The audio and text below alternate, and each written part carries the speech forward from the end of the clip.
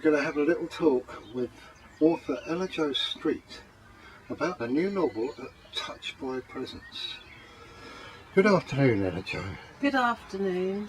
Happy birthday to you. Thank you very much. Right, so what gave you the inspiration for the novel Touched by Presence?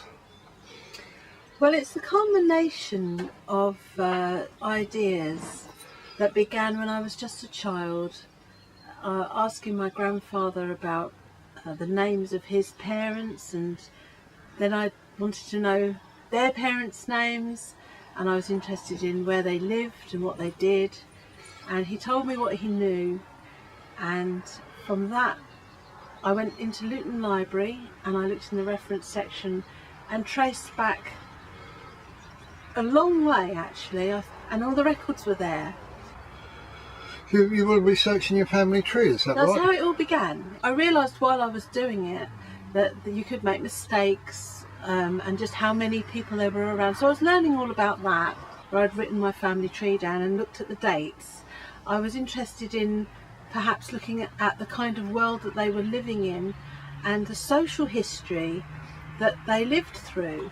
So this woke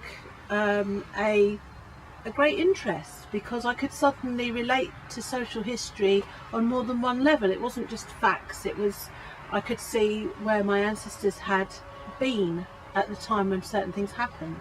And I've always wanted to be a writer.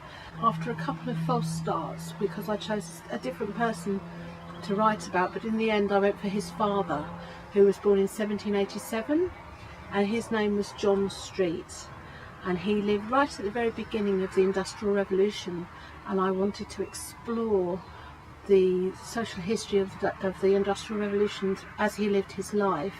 So there's a lot of, to be able to base it into some reality, into some facts, and to research the history of that time, I found fascinating. And then of course, because I know nothing about John Street really, apart from his occupation, when he was born and when he died and where he lived, the rest is filled in with fiction. How much of your reality and your family have you used in your story? Where does the reality begin and the fiction end? Or the reality end and the fiction begin? Yes, so maybe like that. Yes. One thing that's always fascinated me is that I know when my ancestors died. They have a death certificate, they have a burial. And it strikes me as very strange that I know that fact about them, where in their own lives that was something they didn't know. We're set in England, home counties, Bedfordshire and what, Hertfordshire as well, because John's grandfather was a yeoman farmer who lived in Norton, which was a small village outside Baldock. It's now part of Letchworth, and I was lucky enough to find records at Hertfordshire County Council that showed that John's grandfather, whose name was Thomas Street, he was born in 1730, and he was a yeoman farmer. I realised that he came from this background where they weren't the poorest of people, but they weren't the aristocracy or the richest of people. So John in his lifetime always said that he was a straw plat dealer, and he first appears in the censuses in 1841, although I think he may have called himself a straw plat dealer in a jewellery list in the 1830s at some time. And there are the odd records of that exist that show that his father, Richard Street, although he was a cordwainer, which is like a shoemaker, was also a straw plat dealer. By the time that we got into Victorian times, I think that the pinch had affected everybody, and it seems to me that John was unable to send his sons for apprenticeships, which I think would have happened in earlier, previous generations. Did you just decide you were going to write a novel, or have you done other things in the past? Yes, I've done some writing. I couldn't just jump straight into writing a novel. I've never done it before. I haven't done a lot of creative writing practice. I was on my way to writing an encyclopedia of tarot, which would have been huge. I got as far as 4 cards, and I would like to finish that project one day maybe, but it's very big. I have all the notes, but yeah, it started me off.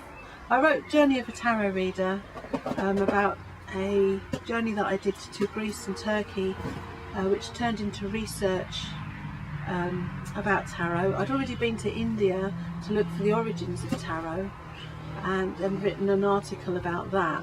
The next thing for me to do, I felt, was to have a go at writing some children's stories, just to get into the flow of writing. So I invented a character called Gubbins the Witch, and she has a friend called the Wonky Wizard. There are 2 pirate children who are twins, and they go on adventures for 5 stories. And also recording them has been fun, because we made audiobooks out of some of the stories, hopefully all of them eventually. So far the feedback has been quite amazing from the children that I've unleashed them on. The orchestra struck up a vibrant tune. As the stage lights flickered into life, the red curtain slowly rolled upwards, revealing the stage. The first characters stepped onto the ancient wooden boards, and the show, Barney the Musical, began. And it felt to me that the audio versions were better. They were more lively, and CD versions you can hold in your hand and you can look at the artwork, which was done for me by Mary Lou Springstead, who's a fantastic artist. If I could be discovered for my children's stories, it could open the way for my novel, and if I'm discovered for my novel, it could open the way for my children's stories. And the tarot stuff is all in the background. So I've been quite busy for the last few years. You've recorded some music as well. You're a bit of a singer-songwriter. I'm a musician, yes. Anytime, every time you step into the blue, I was doing ahead and I believed you. Every time you step into the blue, I was doing ahead and I believed you. Anytime,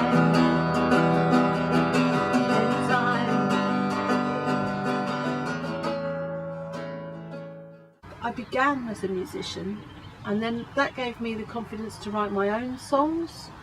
And to cut a long story short, I met an amazing engineer producer, Steve Spon, who developed my music a great deal, challenged me, and gave me a really good experience with recording.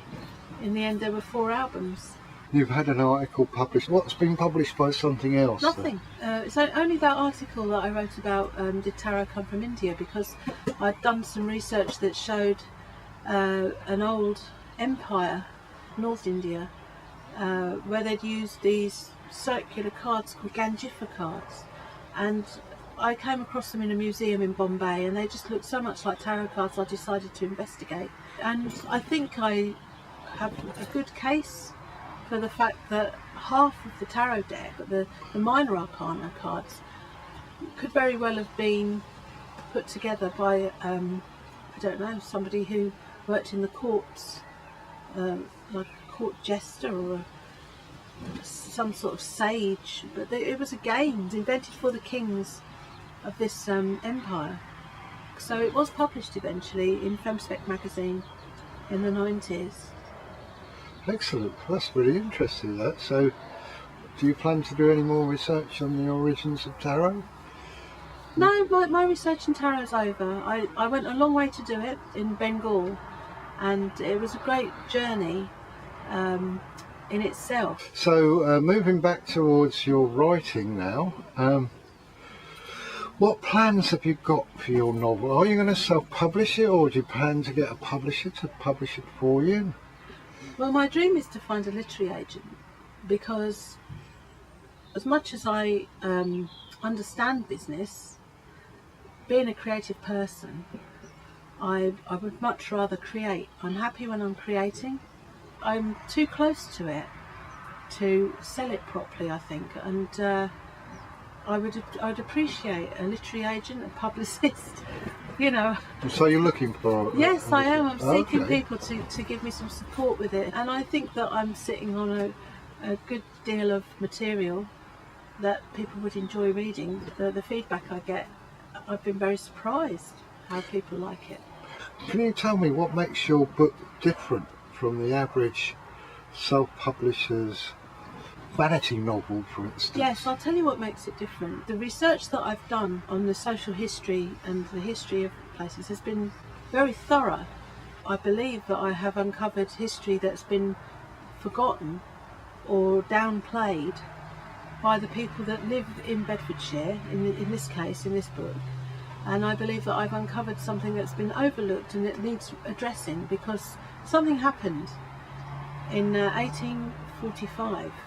And I'm not prepared to say what, because I'll be giving you the end of my book away, but something happened and everybody's forgotten about it. And the people that involved deserve to be remembered. And I feel that I have done them justice with my book, and the people that live in the area deserve to know about it. And that's why I think that this book is different, because it really does show a piece of history that has been neglected. Just the one novel? Or? Oh no. You know, it's a man's lifetime. John Street died in 1865, and I cover some of his life up until 1845, as I say. But there's a lot of social history in Bedfordshire that happened in the 1830s, which John Street would have been privy to. So earlier on you were talking to me about Saxons. As I was researching this book and for the next book, the information that turned up about the Saxons kind of related a little bit to what I was doing. But it wouldn't just be the Saxons, it's more like a chronicle maybe of this Street family through time. So it's an idea I'm working with at the moment. Who are your influences, would you say? That's a good question. As a musician, I was always inspired by John Lennon. I'm very inspired by Nicholas Roerich, who was a painter. There was more to Nicholas Roerich than just painting. He was an anthropologist and an explorer. And Roerich has inspired me since discovering him when I was 18. Not just through his visual work, but through his life story. I think my favourite author at the moment is Andra Roy. She's an Indian author, and she wrote The God of Small Things, which is one of the most superb books I've ever read. And really, I'd like to end this interview by saying a huge thank you to everybody for putting up with me, for reading my material, and for giving me the best support a new author could ever wish for. Okay, that's brilliant. Thank you very much. Thank you. Thank you very much for having me. That's okay.